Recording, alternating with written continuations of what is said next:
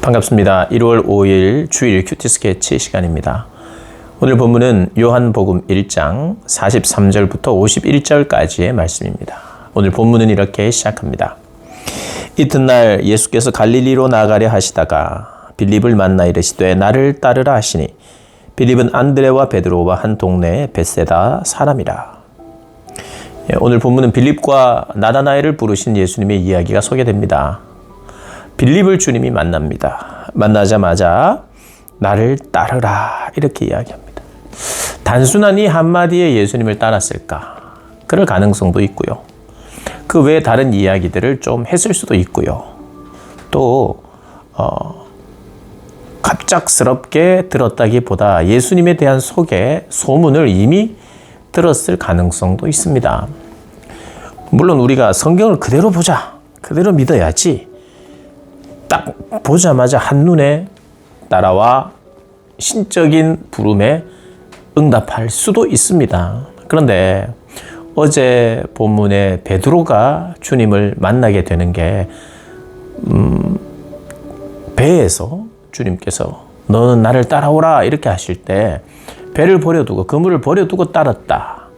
그러니까 처음에 예수님이 베드로를 만나자마자 베드로는 따라왔다 이렇게 볼 수 있는데 어제 본문이 어땠습니까? 요한복음에는 동생이 형을 전도한 거죠. 전도해서 예수님을 알게 되었고 예수님의 이야기를 들었습니다.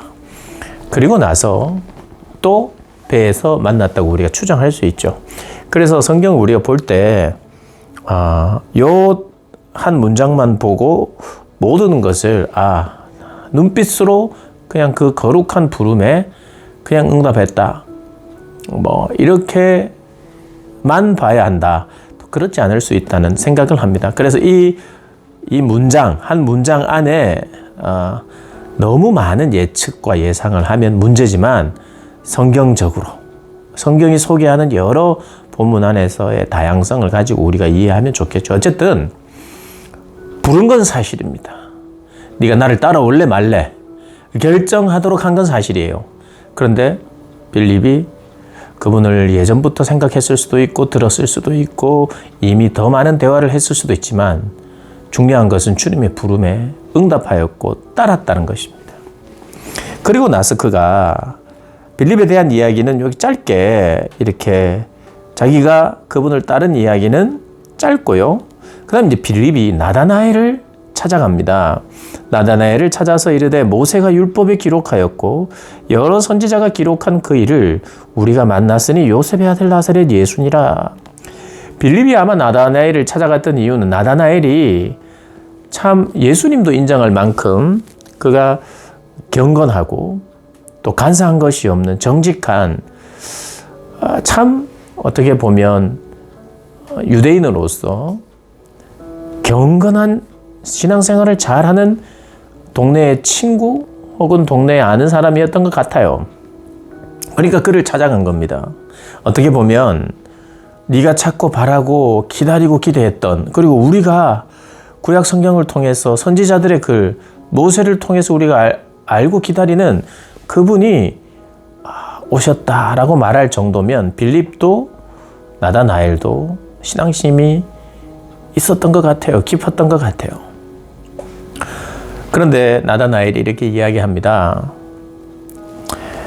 나사렛에서 무슨 선한 것이 날 수 있느냐. 빌립이 나다나엘에게 모세가 율법에 기록하였고 여러 선지자가 기록한 그 일을 우리가 만났으니 요셉의 아들 나사렛 예수라.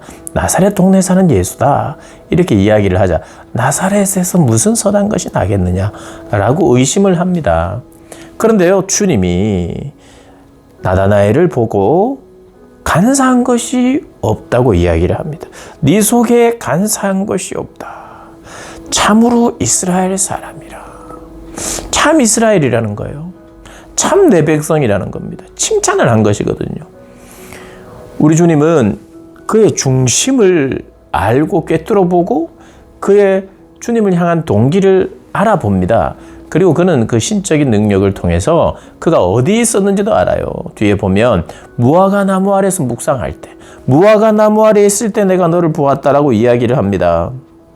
빌립아, 너를 부르기 전에 네가 무화과 나무 아래에서 있을 때 내가 보았다. 어떻게 나를 아십니까?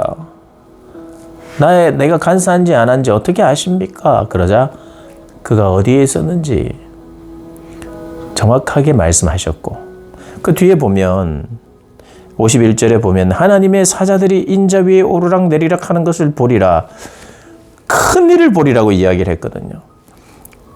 내가 너를 무화과 나무 아래서 보았다 함으로 네가 믿느냐?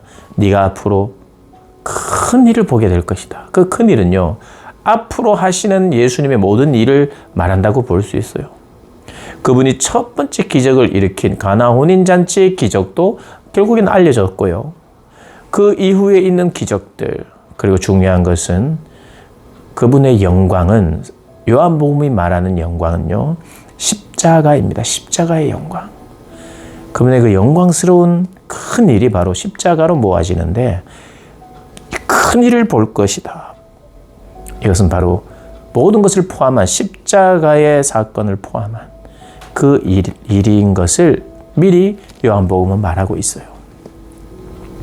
하늘과 땅을 연결하는, 마치 야곱이 천사들이 사닥다리로 오르락 내리락 하는 것을 보고 하늘과 땅의 연결, 그리고 하나님의 백성들과의 교제, 그리고 땅과 연결시키는, 하늘 따로 땅 따로가 아니라 하늘의 일이 땅에 이루어지는, 그래서 하늘을 가르고 오신 예수가 땅에서 일하시는 하나님과의 그 깊은 교제의 관계, 이런 여러 가지를 함축하는 것이 바로 야곱의 사닥다리인데, 마치 이 나다나엘이 무화과 나무 아래에 있었던 것도 알았고, 네 속에 간사함이 없는 것도 알았고, 아마도 예수님은 그가 무엇을 묵상하는지, 이 무화과 나무 아래는 주로 유대인들이 묵상하던 장소였습니다. 무엇을 묵상했는지, 성경을 묵상했겠죠. 하나님을 묵상했겠죠.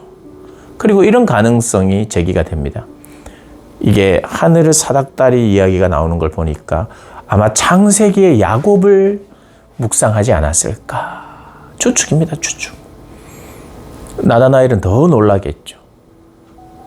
간사하다고 불렸던 야곱, 그 야곱을 묵상했고, 그 야곱과 함께 하시는 하나님을 묵상했을 가능성. 만약에 그랬다면 이것은 나다나엘에게 있어서 엄청난, 요즘 말로는 소름입니다, 소름.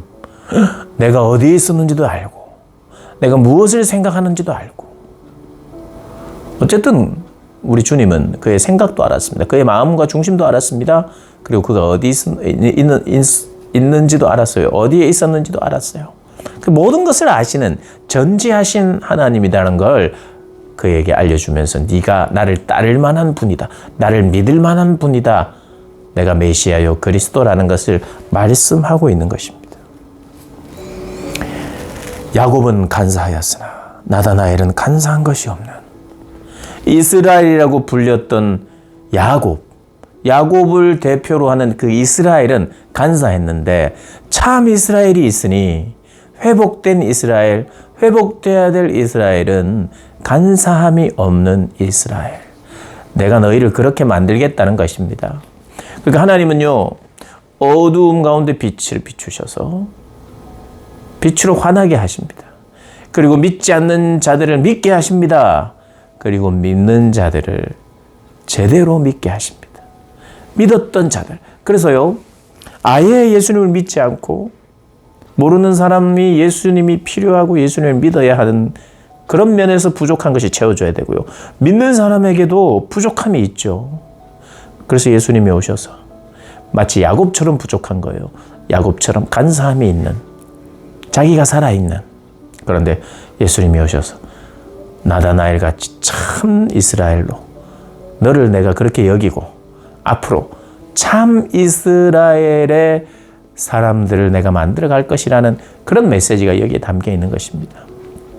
빌립과 나다나엘의 이 두 사람의 스토리가 여기에 아주 짧게 소개되는데, 이 사람들을 통해서 하고 싶은 우리 주님의 말씀이, 예전에는 간사한, 구약시대에는 간사한 야곱이었다면 참 이스라엘이고 간사함이 없는 그런 백성으로 만들어 나아가겠다. 그것이 바로 하나님 나라의 백성이다 라고 말하는 본문이 오늘 본문입니다. 저와 여러분을 향한 주님의 초청이 내가 너를 간사함 없는 자로 참 이스라엘로 불러낸다.